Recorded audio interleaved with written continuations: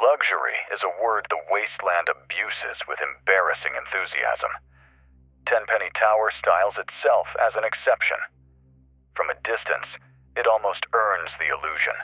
A skeletal monolith of pre-war arrogance, still trying to convince the world it has not been left behind.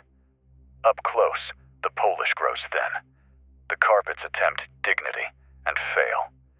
The residents cling to manners as though etiquette alone might rewind 2 centuries of collapse. Still, it is sufficient. Sufficient is all the mission requires. I ensured my arrival was unremarkable yet distinct, a balance the lesser mind rarely appreciates. Enough refinement to suggest pedigree, enough distance to preserve authority. My credentials passed through the concierge's hands without question, his eyes softening at the implication of importance rather than any genuine understanding of it. A predictable response. People always find comfort in the illusion of hierarchy. My suite was secured without complication. Behind its polished wood and tasteful ornamentation resides the true heart of my presence here. Compact diagnostic equipment, concealed within tailored cabinetry. The hum of refrigeration dampened by precision insulation. Sampling trays hidden beneath elegant surfaces that the tower's residents mistake for decoration. Each device positioned for efficiency. Each tool representing data, and data representing progress. The genomic purity viability study demands discretion above all else. These people consider themselves the last flicker of civilized humanity. It is only appropriate that their bodies confirm or deny the arrogance. A strand of hair gathered from a sofa cushion. Trace residue lifted from polished cutlery. Minute biological signatures quietly cataloged and ranked. Subtle reactive compounds administered to select individuals through unremarkable means. A shared drink, a supplemental tonic, a casual courtesy. Harmless, controlled, purely analytical. They never notice. They never imagine they are being assessed. That delusion is useful. It was on my 3rd evening within the tower's social chamber that I became aware of a presence discordant with the rest. He did not posture. He did not overindulge. He did not seek to remind the air of his own relevance. He simply observed, and the way he did so carried an efficiency that felt measured rather than idle. Our eyes met briefly. His expression did not shift, neither cordial nor hostile, simply alert. I inquired later, in passing, under the guise of disinterest. Who is the man by the east windows? The attendant followed my gaze. Jonathan Marrow, keeps to himself, quiet type, always polite. Polite types rarely merit attention. Marrow's posture was too disciplined, his awareness too controlled. He did not behave like a man who had paid for safety. He behaved like one who had calculated it. I made a note of him that evening, not as a threat, not as a concern, merely as a variable. And variables, if left unmeasured, become complications. Marrow made no effort to approach me. That alone was unusual. Most residents, upon identifying a new occupant of perceived status, attempt some hollow overture, an invitation to dine, a comment on lineage, a thinly veiled exploration of influence. He did none of these. He simply existed. And I do not care for things that exist without justification. Over the following days, I allowed routine to establish its static rhythm. Morning assessments and data logging, evening observation among the tower's inhabitants, the quiet, disciplined interval during which the field laboratory performed its silent work beneath polished surfaces. Every sample was cataloged, every subtle deviation tracked. The numbers began forming the predictable narrative of disappointment. Marrow, however, remained an anomaly. He appeared in patterned intervals. He spoke when appropriate.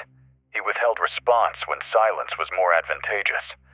Every gesture carried the subtle imprint of consideration. When conversation did arise between us, it was always his choice in phrasing that caught my attention. Refined, but not indulgent. as though manner had been studied rather than absorbed by upbringing. "You find the tower agreeable, Mr. Haldane?" he asked once, his tone mildly curious. "Agreeable is not the metric I apply to environments," I replied. "Functionality is." A faint smile touched his lips. "A practical man, then." "Practical men survive," I said evenly. "And the rest?" "The rest seek admiration before utility." He nodded, as though this amused him in some private calculation. The exchange should have satisfied the interaction. Instead, it left a lingering awareness, the quiet sensation of being evaluated in return. It was the first time I considered the possibility that Merrow was not simply a passive observer. Not long after, the deliveries began to arrive with increased frequency. Crates labeled as medical supplies, private shipments marked delicate. A few marked with nothing at all beyond ceremonial tenpenny wax. The staff did not question it, their minds too soft from years of insulated obedience. Each package was routed discreetly to my suite, where its contents were cataloged and secured in a concealed compartment beneath the floor paneling. Among these shipments was my contingency asset, a fully preserved X-02 power armor set, disassembled and transported with careful discretion. It rested below the tower, hidden behind service corridors and false access panels. I inspected it personally upon arrival, running my hand over the cold plating as one might reassure oneself of a promised inevitability. It was never meant to be worn here. It was meant to ensure escape if circumstances degraded beyond acceptable margins. A redundancy. Nothing more. It was on the fifth night that I first sensed intrusion, a subtle inconsistency, a slight shift in alignment across a cabinet valve, no more than a millimeter perhaps, but enough to suggest previous contact. My equipment remained untouched, its calibrated intervals unaltered, but the presence of awareness was undeniable. Someone had been present. I proceeded with casual diligence, allowing no alteration to my routine, but my attention shifted. Observation expanded, listening sharpened. Servos hummed beneath the polished veneer as I continued my work, my mind simultaneously mapping potential access points and behavioral anomalies. My suspicion returned naturally to Merrow. When next we crossed paths, I allowed my gaze to hold his a fraction longer. "Have you found your stay pleasant thus far, Mr. Merrow?" I asked. "Entirely adequate," he replied. "One adapts quickly when there is order." "Order," I echoed. "A rare luxury in these surroundings." "Rare," he agreed, "but not impossible to cultivate." There was something deliberate in the way he said it. I began my own inquiry shortly thereafter. A casual scan of resident registries, a polite inspection of shared corridors, an innocuous inquiry at the front desk regarding his duration of stay. Nothing immediately suspicious on the surface, yet his patterns remained inconsistent with the psychological profile of Tenpenny's typical population. I permitted myself mild curiosity, a controlled exploration of his periphery, a glance into his quarters while he was absent. Nothing overt, just the hint of excess structure beneath apparent normality. Surfaces too clean, objects aligned with precise intent. We had both begun circling, carefully, deliberately, and while I regarded him still as a manageable inconvenience, a quiet hindrance to be outmaneuvered, his eyes held something new when they met mine across the tower's lounge the following evening. Not uncertainty. Recognition. As though he knew we were no longer simply residents, but opponents selecting our next move. Recognition sharpened the air between us. It was no longer the idle assessment of strangers sharing refined space. Merrow's awareness had evolved into something deliberate, and I could sense the shift without a single word exchanged. It was subtle, but discipline teaches one to recognize patterns that precede escalation. I did not alter my posture. I did not acknowledge the change. Control is not a thing displayed. It is a quiet presence that denies the opposition satisfaction. Still, the disturbance within my suite could not be ignored. Another adjustment followed 2 nights later. A coolant valve realigned with careful precision, its temperature curve altered by fractions too precise to be accidental. No damage, no malfunction. Simply interference. He was watching my work. That realization brought with it no fear, only calculation. I spent the remainder of the night seated within the concealed portion of my laboratory, reviewing data without pretense, allowing the room to breathe its artificial silence while my thoughts sifted through probabilities. Merrow's capabilities intrigued me. His discretion impressed a reluctant portion of my mind. It suggested training, not wasteland improvisation, but discipline learned elsewhere. Yet he lacked uniform, authority, visible affiliation. He played the part of refined resident almost too well, which made him inefficient. And inefficiency invites correction. I stepped into the corridor at dawn, gloved hands resting comfortably behind my back as I allowed my pace to carry me casually past his door. Its frame was immaculate, the lock sturdy, the interior beyond it unreadable. A man expecting privacy perhaps, unaware that privacy is a concept maintained only by those too weak to violate it. A later inquiry with the building staff yielded nothing definitive. His lease had been arranged discreetly. Credit approved without irregularity. All of it smooth enough to pass casual scrutiny, and smooth enough to suggest fabrication. When he approached me that evening, his stride was measured, his expression mild. "Your shipments have been arriving more frequently," he observed, in a tone that wore courtesy like polished brass. "You must be well established." "I value efficiency in supply chains," I replied. "It prevents dependency." A wise philosophy, particularly in unpredictable environments. And yet environments remain manageable when properly influenced. A thin pause. He regarded me with faint interest.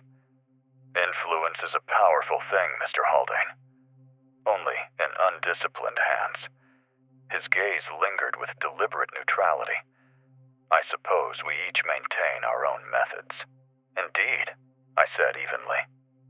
There it was. Confirmation. A mutual understanding that neither of us spoke idly anymore. Days unfolded with purpose. My investigation escalated with quiet precision. A sealed envelope in his mailbox, examined under subtle light.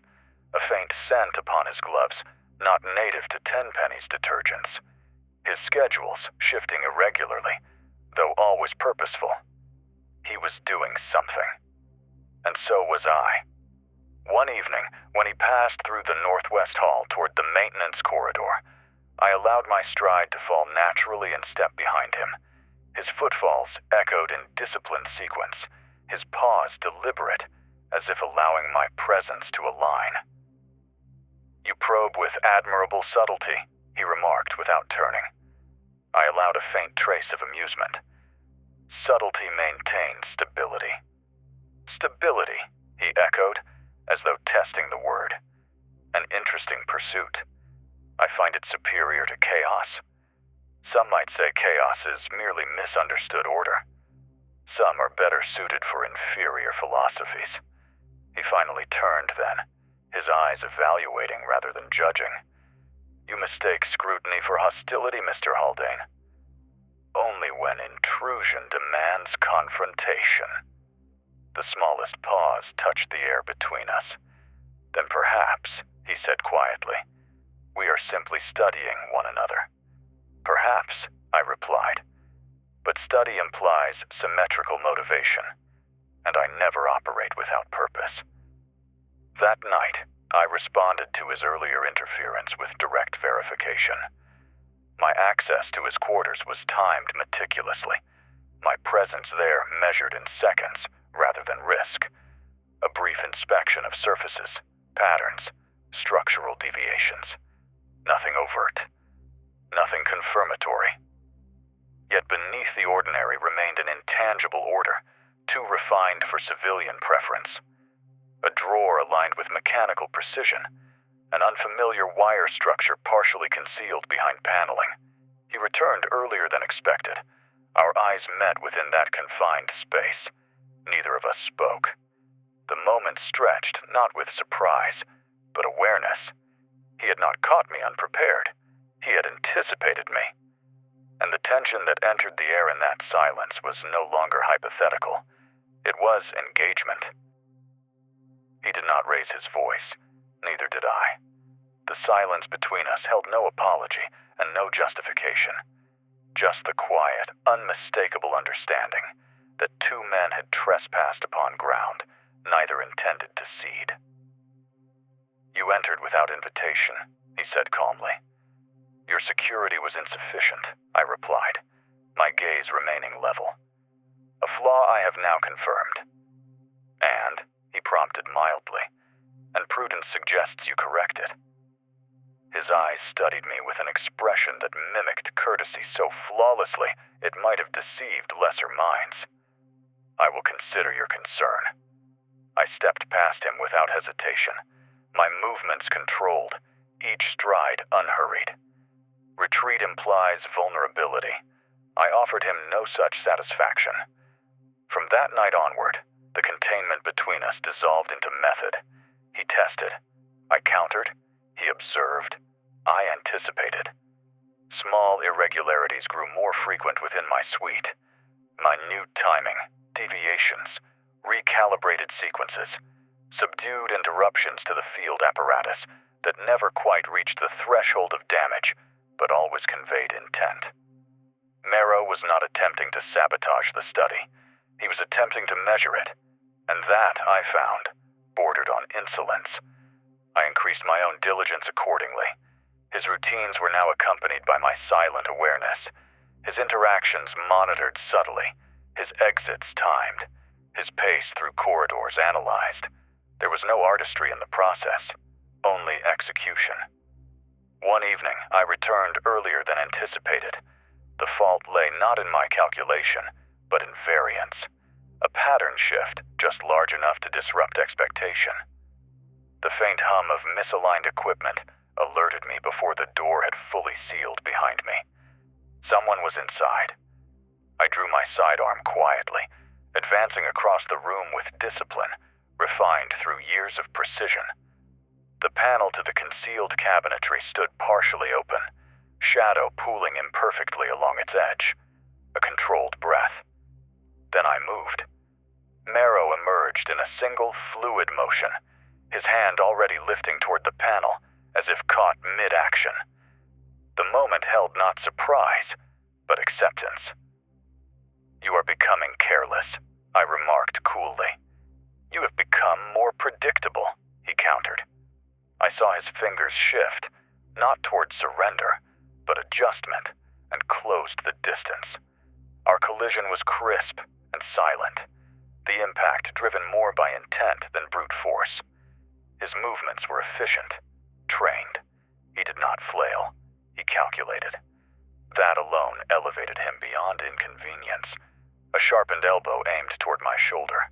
I rotated, countering with a controlled block and a forward press designed to destabilize rather than disable. His balance adjusted instantly, heel striking the floor with surgical precision. He fought as though limitation irritated him. A sudden shift, his hand slipping beneath his sleeve, something thin and metallic glinting briefly in the dim light. My grip tightened as I twisted his wrist sharply, forcing the implement free. His breath remained steady. Then I saw it. The skin along his hand had split, not in the ragged manner of flesh, but neatly, as though tension had peeled it back deliberately. Beneath the tear, faint lines of metallic structure gleamed through dim interior light. Not bone, not muscle, but something engineered. Cold, unfamiliar detail embedded beneath a veneer of humanity. My grip loosened instinctively. For the first time since my arrival at Tenpenny Tower, hesitation pierced discipline. Marrow wrenched free, retreating a step, his gaze never flinching. "You are out of your depth, Victor," he said quietly. And you are trespassing upon classified territory, I replied, though my voice carried a measured edge now unlike before. A faint, almost amused breath left him. We will see how far your pride carries you when a courser arrives. The word meant nothing to me, but its intent did. He retreated swiftly, already concealing the torn sleeve with unsettling efficiency.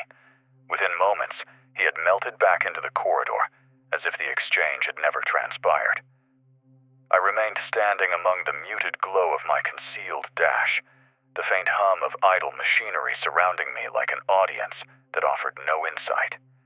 Mechanical components beneath skin, a deliberate warning, a term unfamiliar, yet weighted with certainty.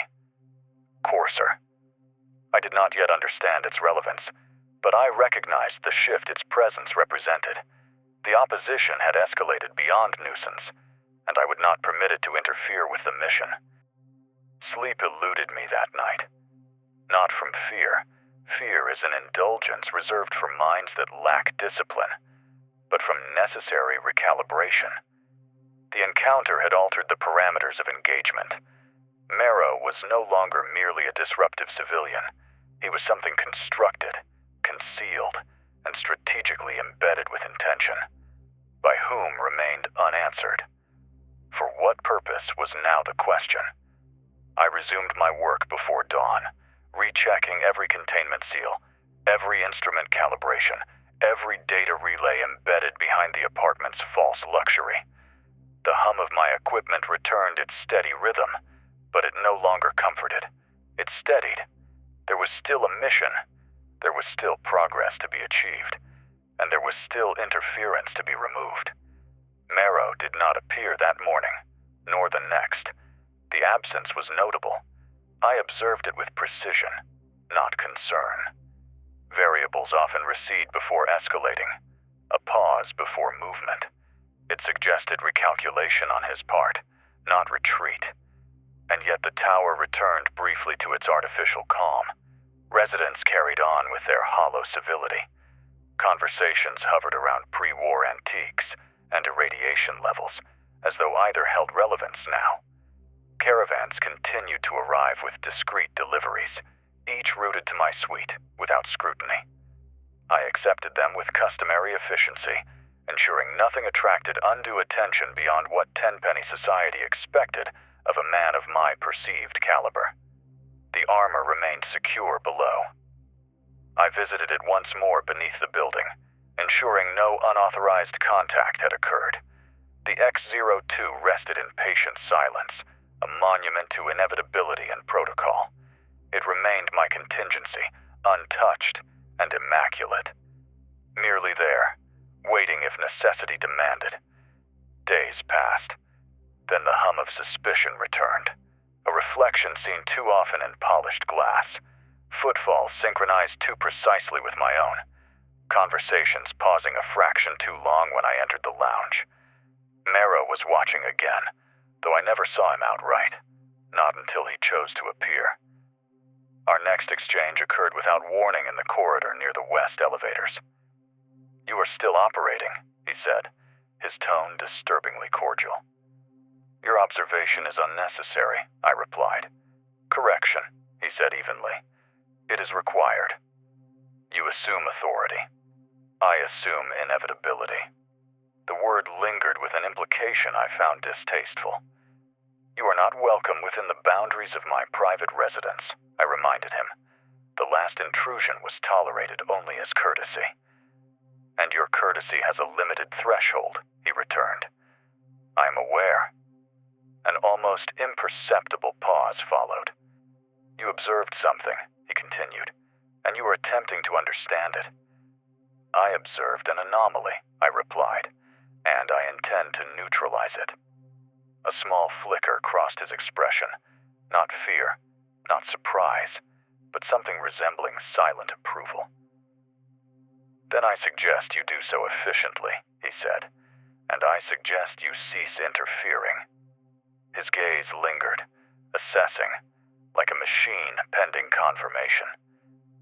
"You remain fixed on destination," he murmured, "whereas as I am here to ensure priority does not deviate. He turned then, leaving not with haste, but with certainty. Priority. Deviation. He had spoken as though protocol directed him rather than instinct, which only confirmed that his presence was deliberate. That evening, I adjusted my schedule accordingly. Monitoring protocols expanded, threshold alerts recalibrated, defensive measures subtly reinforced. I did not yet resort to overt escalation. Unnecessary now would invite attention. Instead, I allowed time to refine the imbalance between us. And yet, beneath my composure, a new tension sharpened.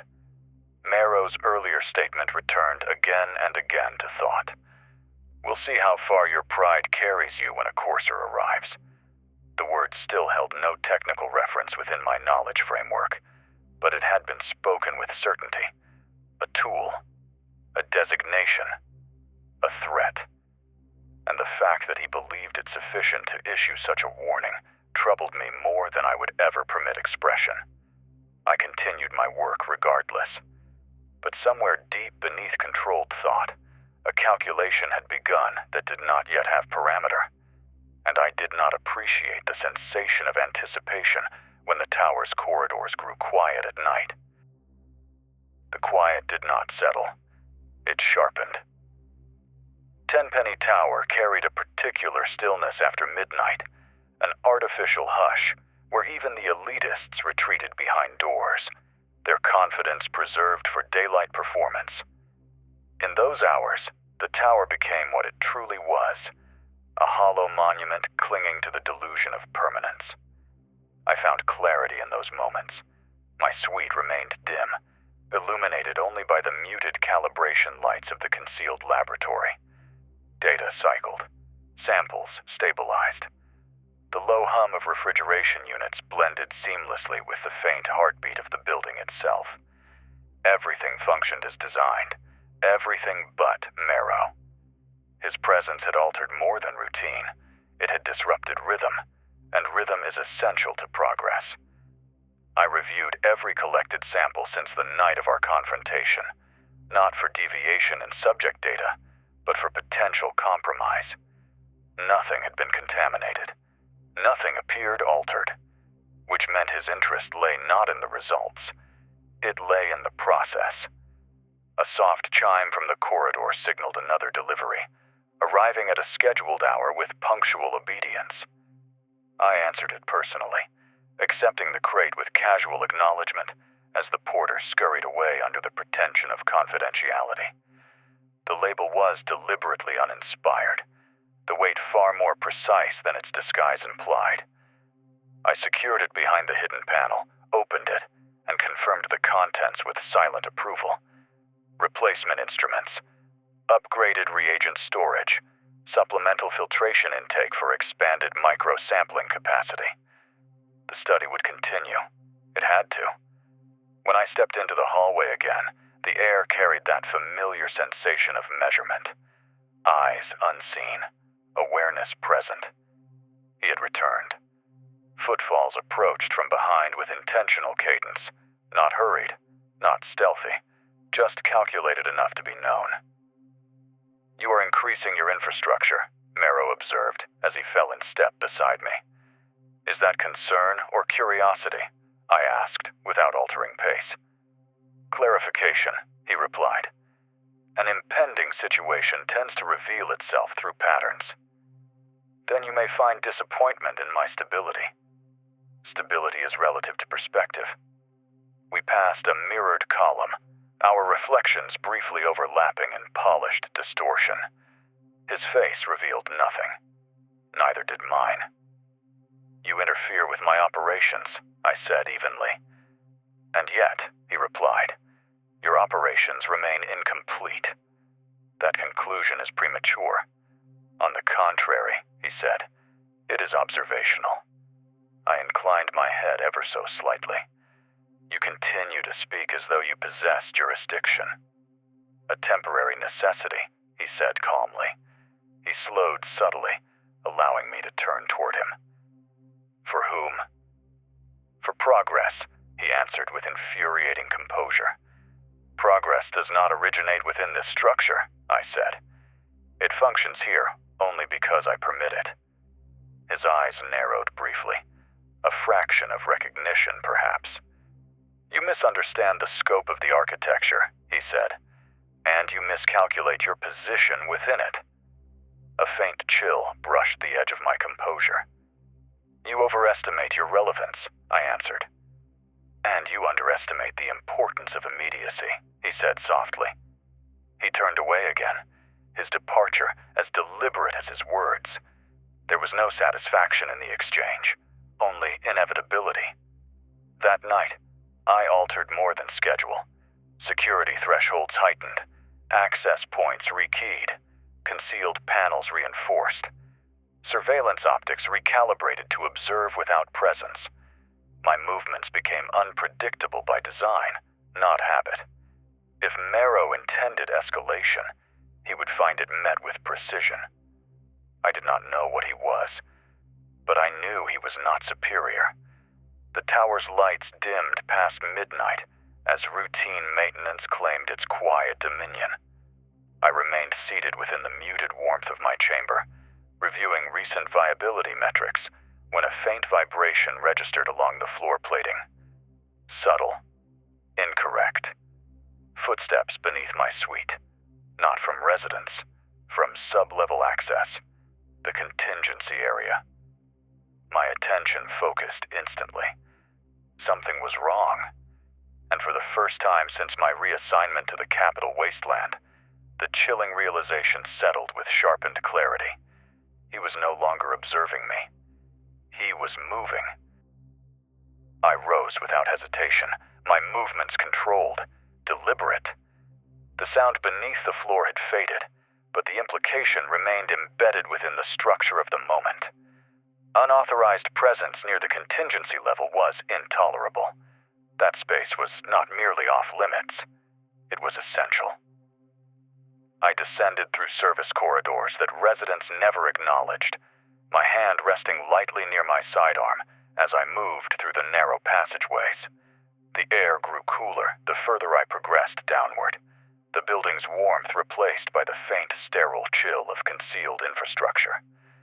My footsteps echoed softly, absorbed by concrete that no longer pretended at refinement. I reached the access panel just as the final sound registered. A subtle mechanical click, followed by silence. The compartment had been opened. I approached with caution, drawing the panel aside and stepping into the concealed enclave of storage where the armor lay. The low lighting revealed steel contours catching pale reflection. The X-02 itself remained intact, secured properly, but there was something new resting beside it. A device. Small. Compact. Unfamiliar. I examined it without contact, noting its design. Sleek, precise, its surface pristine, and untouched by local fabrication techniques. Not Enclave issue. Not any Commonwealth design with which I held knowledge. Marrow's interference had extended far beyond observation. I crouched slightly, turning to withdraw, when the faint sound of fabric shifting behind me registered with instant clarity. He had followed.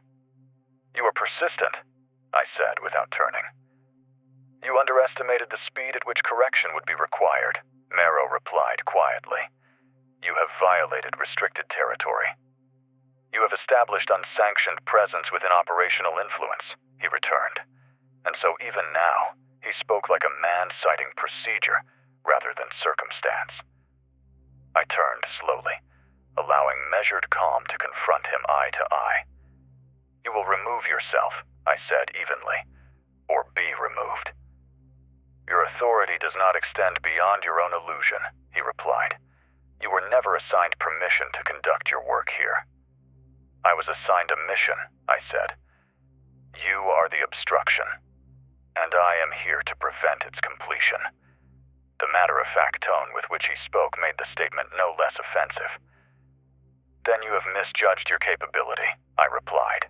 His gaze drifted briefly to the armor beside me, then returned to my face. You prepared for failure, he noted. I prepared for unpredictability. You prepared to flee. A faint irritation surfaced. You mistake pragmatism for weakness, and you mistake legacy for primacy. That phrase lingered too long in the confined air. "What are you?" I demanded. He regarded me for a silent moment, not defiant, not apologetic, simply decisive. "A corrective instrument," he answered. "You are no instrument," I said, drawing my weapon fully now. "You are an unknown variable interfering with sanctioned operations. You have already encountered evidence that contradicts that assumption. The torn skin, the unnatural structure beneath. You are an abomination masquerading as structure," I said quietly. He did not react to the insult. "Invasion has parameters," he went on, "and you have exceeded acceptable thresholds." "I will not withdraw," I replied. "You will," he said calmly, "but not of your own accord." In that moment, the faintest hum resonated behind the walls, not originating from the tower's mechanical network, but from something more precise, more deliberate. The air itself seemed to contract slightly, as if responding to a presence that commanded expectation. Merrow's attention shifted past me, just slightly. "And here," he said softly, "is the recalibration." Before I could react, his form moved with sudden, unnatural fluidity, his hand striking toward my weapon in a swift, calculated blow. I resisted, blocking his forearm with trained reflex, our brief struggle sharp and focused. His strength had multiplied, precision exceeding human parameters. He was stalling. I realized it an instant too late, the corridor behind him filled with a presence that did not mask its purpose. Footsteps, measured, even, without hesitation. And the weight they carried did not belong to any ordinary resident. The footsteps did not rush. They did not announce themselves. They simply arrived. A figure stepped into the threshold of the chamber behind Merrow, its silhouette framed by the low light and concrete geometry of the concealed corridor. The shape was unmistakably humanoid, yet carried none of the hesitant posture of flesh.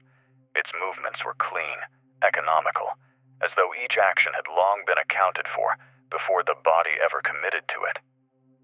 The air shifted. Merrow withdrew a step, his expression unchanged, his posture subtly deferential, not out of fear, but alignment. I kept my weapon raised, no longer regarding him as primary threat. The newcomer's presence consumed attention. It regarded me with no visible hostility, no curiosity, only confirmation. Its voice, when it spoke, was precise and stripped of anything resembling emotion. Enclave presence is incompatible with Institute directives. Termination is authorized. The words settled like a final calculation. My mind parsed the statement even as instinct rejected it. Institute. Directives. This was not Brotherhood, not Wasteland Militia, not any authority I had ever been briefed to acknowledge. Merrow's earlier warning surfaced with sudden clarity. Courser. Without further dialogue, the figure advanced. I reacted on training alone. The first strike was disciplined, a direct, controlled discharge toward its center mass. The impact landed. It did not stagger. A second, sharper motion followed, a tactical pivot accompanied by a forceful blow meant to destabilize. It absorbed both without measurable consequence. Then it moved. Its response was immediate and devastatingly efficient. A sequence of motion so direct, it defied prediction. My arm was struck aside with mechanical authority, the weight behind the impact rattling through bone. I attempted to counter, stepping inward to reclaim distance, landing what should have been a decisive strike. It did nothing. The realization arrived with cold certainty. My efforts were ceremonial against inevitability. The courser closed in, its movements narrowing space until the tools of defense ceased to matter. Pain erupted, sharp, overwhelming, swift, and the world tilted violently in response. I staggered, instinct attempting to preserve posture, even as blood heat spread beneath my uniform. The armor. My mind fixed on it as instinct commanded retreat. My body turned, legs carrying me back through the corridor, with stubborn refusal to surrender. I heard the courser behind me, not hurried, not strained, simply advancing with patient inevitability. The corridor opened. My vision caught the silhouette of the X-02 ahead, its dark plating gleaming faintly in the low light, like a promise that now mocked distance. I reached for it. A sudden impact slammed into my left side, breath tearing from lungs, as another violent blow sent me crashing to the cold floor. Sensation flared white and dimmed at its edges. I dragged myself forward, fingertips scraping concrete toward metal that now felt impossibly distant. Boots stepped into my field of view. The courser stood over me, unmoved, uninterested in spectacle. Another sharp sensation cut through thought, then cold. A spreading silence followed, thick and heavy, swallowing sound and heat alike. I lay there, my vision narrowing as the world pulled inward, pulse slowing beneath strange breath. The silhouette of the armor blurred before me, close enough to tormented reach, far enough to render meaningless. My thoughts clung to the mission out of habit, not belief. I had calculated. I had prepared. And yet, none of it had sufficient weight. Above, the tower's inhabitants would already be whispering, confused, startled, quickly reassured by the comforting fiction that chaos was something that happened elsewhere. They would return to their polite delusions. The courser's footsteps receded, and Tenpenny Tower would remain standing. My final awareness rested not in anger, but in profound, incomprehensible defeat. The cold crept inward first, not as pain that had already burned itself hollow, but as a weight seeping through muscle and thought, dulling the certainty with which I had always moved. My breathing came in shallow intervals now, each attempt drawing less air than the last, each exhale escaping me with quiet finality. The armor remained there, immovable, silent, indifferent to the discipline that had brought me within reach of it. I could hear faint echoes above, distant voices, hurried steps, alarmed murmurs quickly subdued by authority that did not understand what had transpired beneath their feet. The tower would classify this as disturbance, not revelation. They would soothe themselves with procedure and return to conversation before the night was complete. I attempted to move again, a reflex of training rather than hope. My hand slipped uselessly against the floor, leaving only a thin smear that no one would see beneath the corridor's tired lighting. My sight dimmed. Somewhere behind me, the Murrow construct spoke again. Not urgency, not emotion, simply acknowledgement. Deviation resolved. Another voice responded. Mechanical. Clinical. Field asset retrieval acknowledged. Marrow stepped past my failing field of vision. His shoes made no unnecessary sound. There was no triumph in his posture, only completion.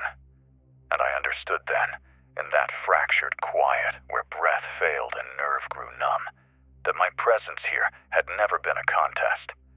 I had not been opposed. I had been corrected. My thoughts slowed, each one less precise than the last. Doctrine faded. Rank dissolved. Pride became an irrelevant echo of something that no longer held jurisdiction in this world. Tenpenny Tower's ceiling might as well have been the sky for all it mattered now. My final awareness lingered upon the polished contour of armor that would never shield me. A monument to preparation rendered meaningless by a narrative I had never been briefed to comprehend. Then even that softened. The sound of my breath diminished. The room grew detached. And with that, everything I had been certain of simply ceased.